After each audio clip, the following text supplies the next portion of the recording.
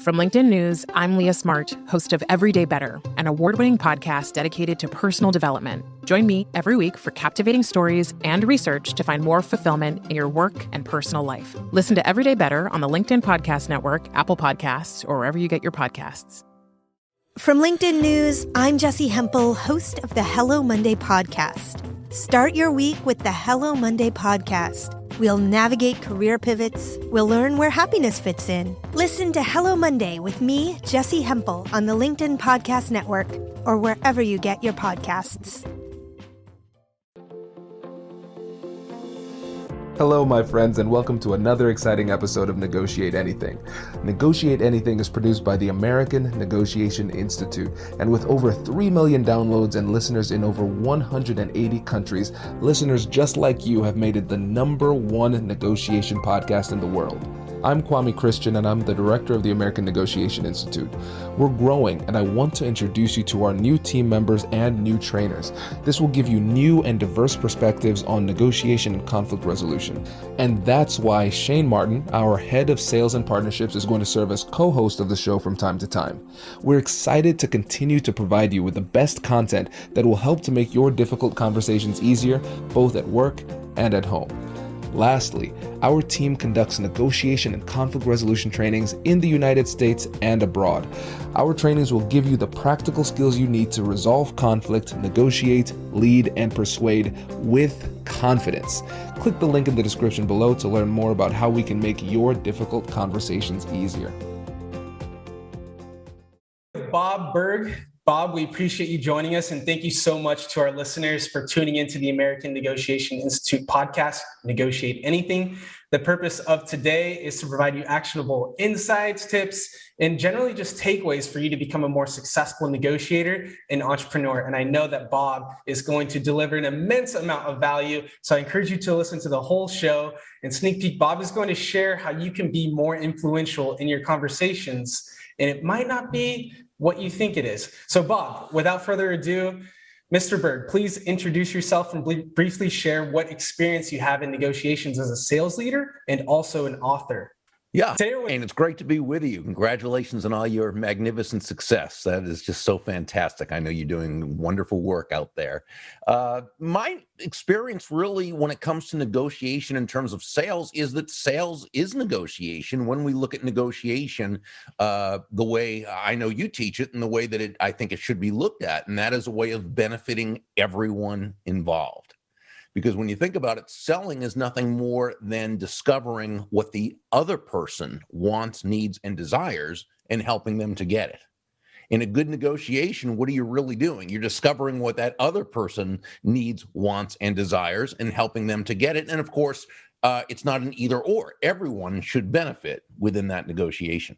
Absolutely. In some negotiations, everyone benefits. In some negotiations, it seems like people might not. And so in today's world where that happens and where sometimes there's cutthroat business practices or even scandals, you may say that someone can, or you typically say in your trainings and in your books that someone can give their way to success.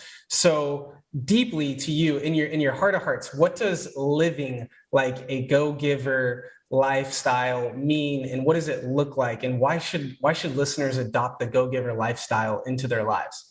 What a great question. So let's look at what we really mean by that. When the basic premise of when we talk about the go-giver, it simply means that shifting your focus, and this is really where it all begins, shifting your focus from getting to giving. Now, when we say giving in this context, we simply mean constantly and consistently providing immense value to others, understanding that doing so is not only a nicer, more pleasant way of conducting business, it's the most financially profitable way as well. And not for some way out, woo-woo, magical, mystical reasons. It actually makes very logical sense.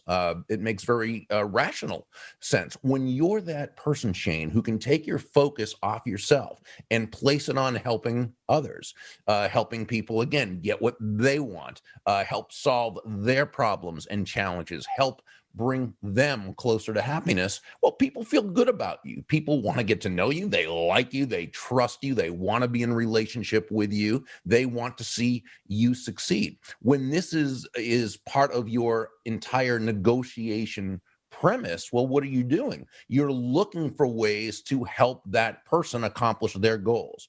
Help them accomplish their goals. They're much more likely to help you accomplish yours. And again, not just because they're a nice person. They may not be, okay? But it's because they want what's best for them.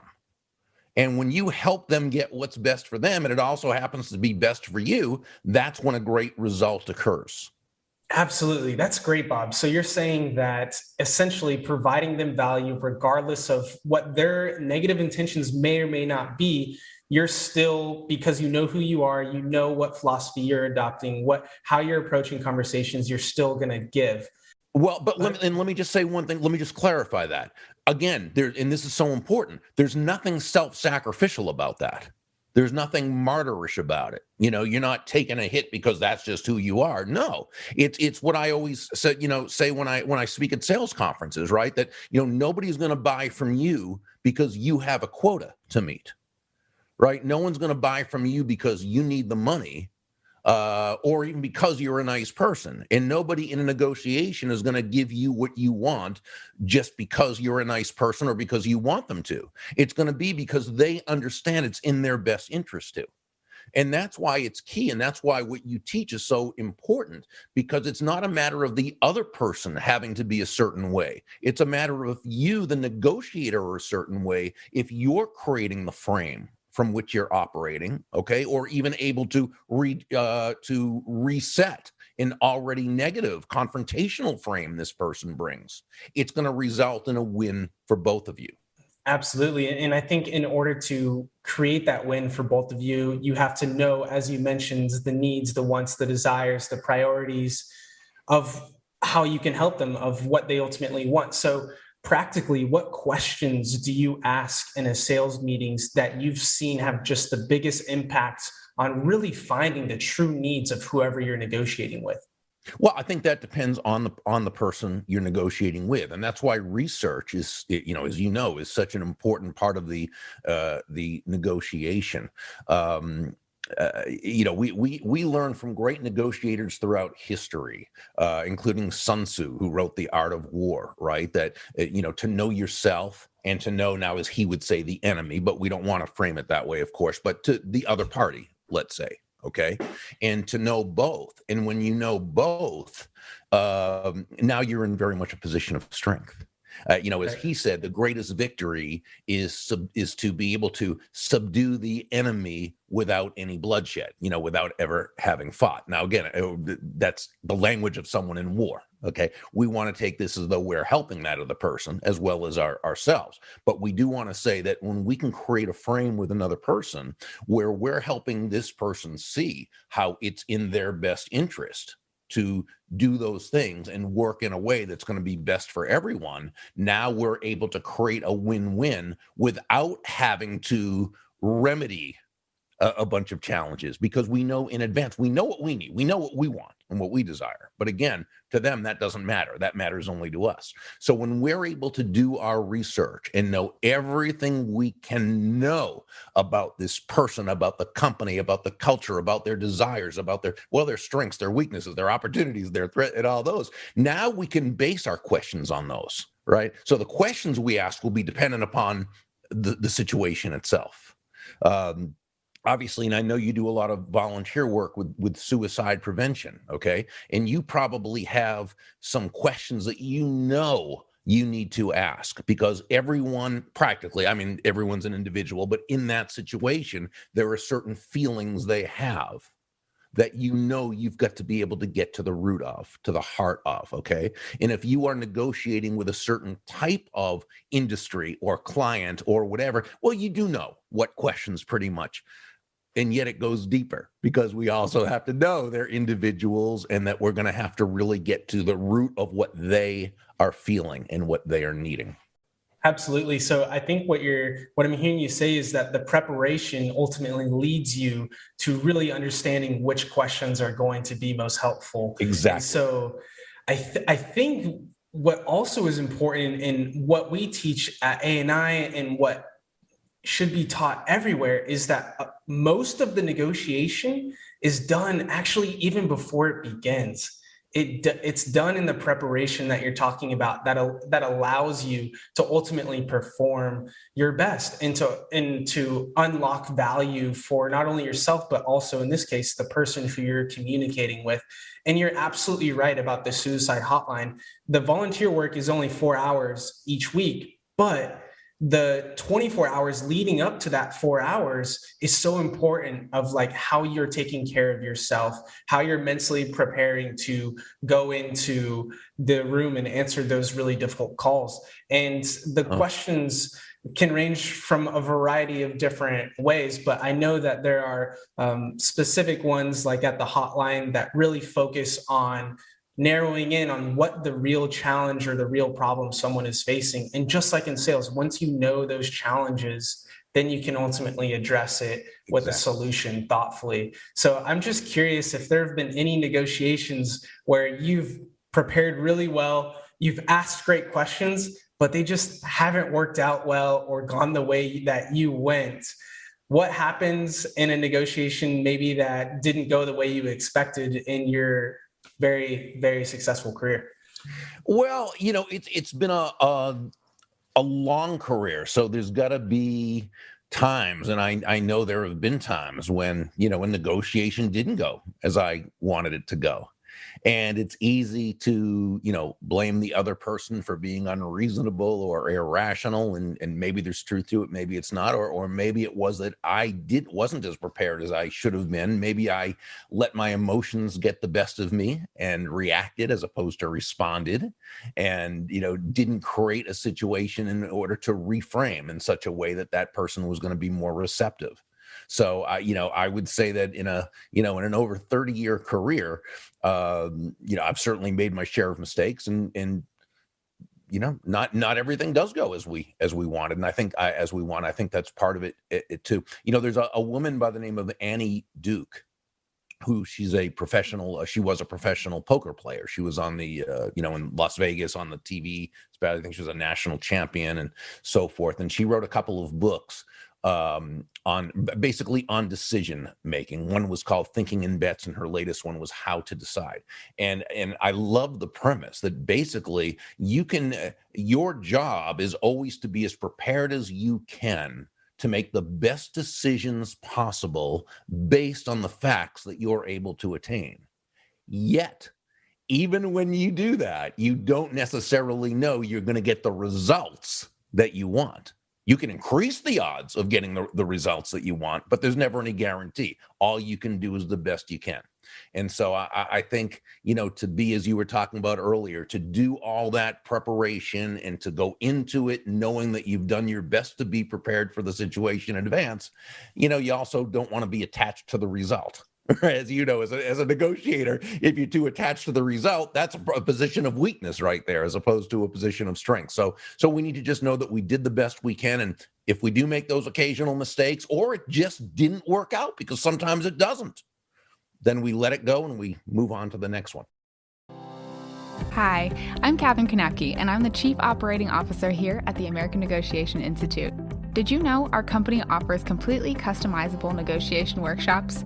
The negotiation and conflict resolution skills that your team will learn from these workshops are beneficial across all professions, but they're especially useful in procurement, purchasing, sales, sourcing, and contract management.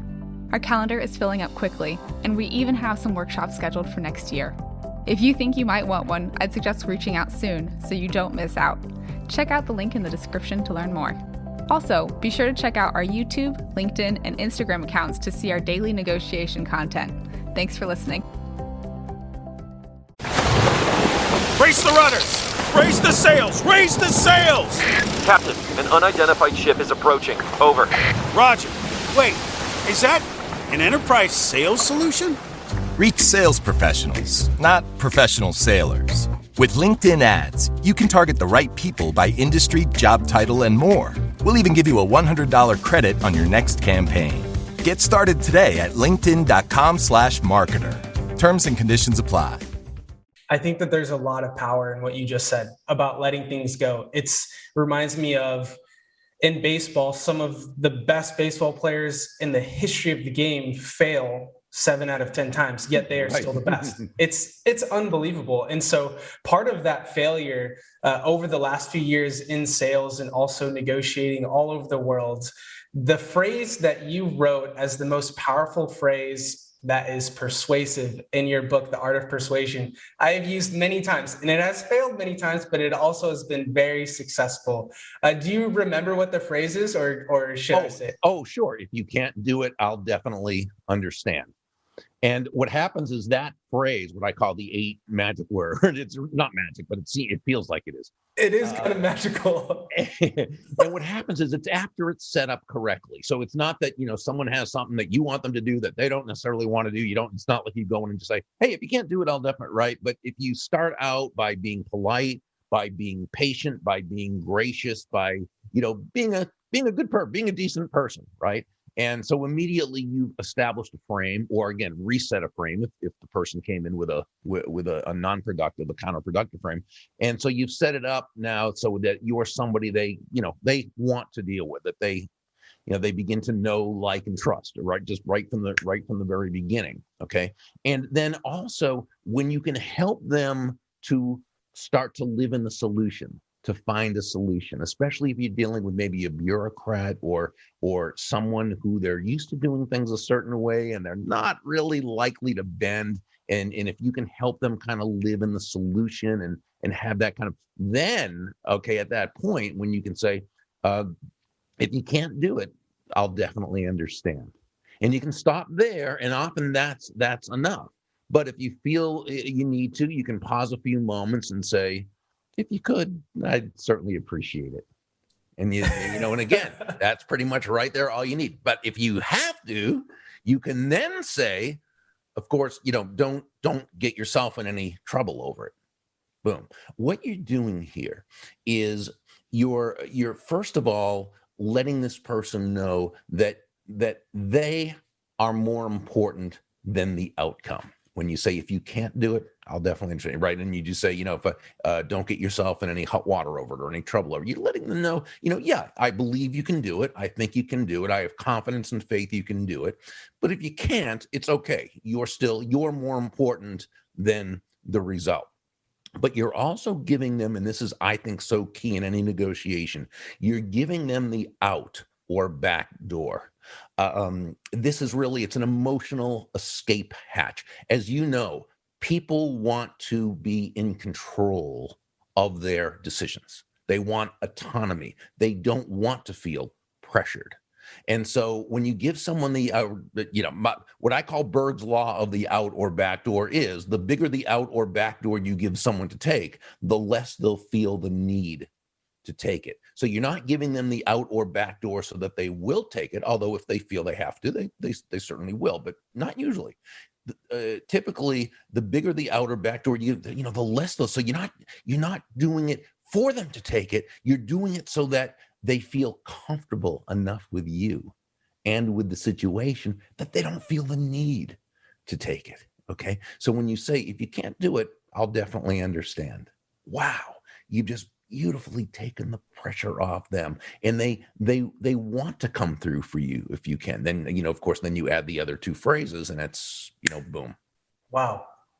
There you have it. It's fantastic. And I love when you said it, you smiled. I could feel that it was genuine. And it's got to be genuine. Yeah. It has to be genuine. Exactly. And I think what you're talking about is addressing autonomy, but also you're appreciating them.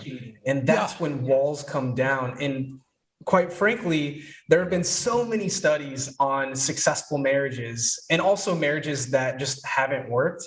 And they have boiled it down to, according to Harvard, they say that one of the reasons or one of the greatest predictors of marriage success is appreciation.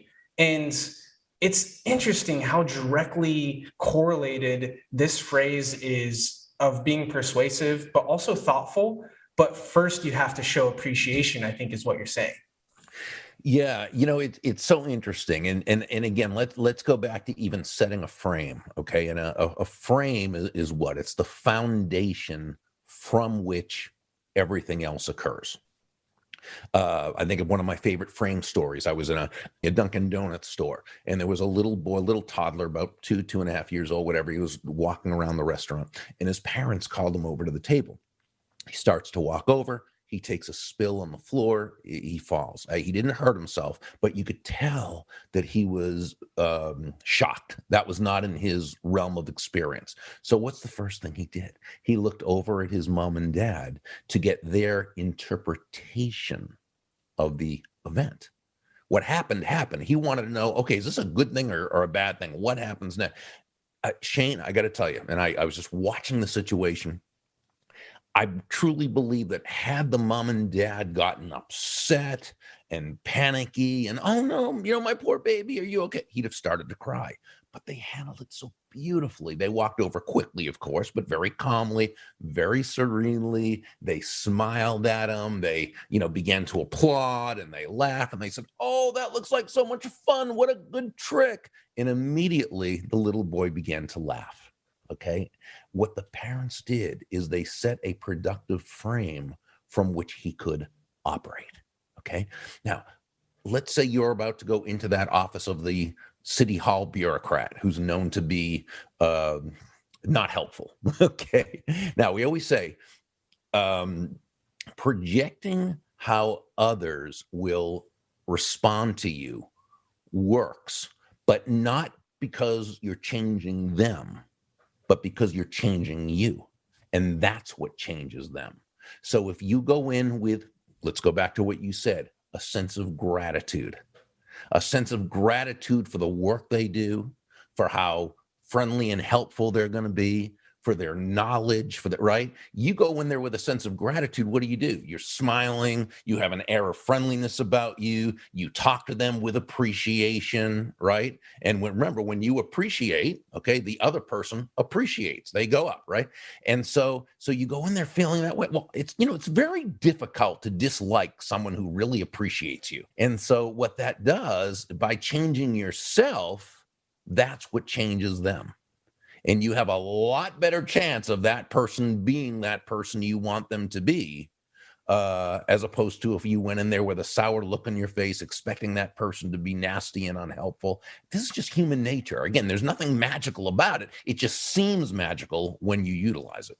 Absolutely. And it feels like it takes the pressure off of yourself when you know that you are not trying to control the other person. You are only able to control yourself and how in the environment that you create. The environment, exactly. I just feel like a weight off my shoulder if I take that approach into a difficult conversation with someone, knowing that, hey, whatever the outcome is, I'm just going to put my best foot forward. And at the end of the conversation, that's all I can say. That's all you can do.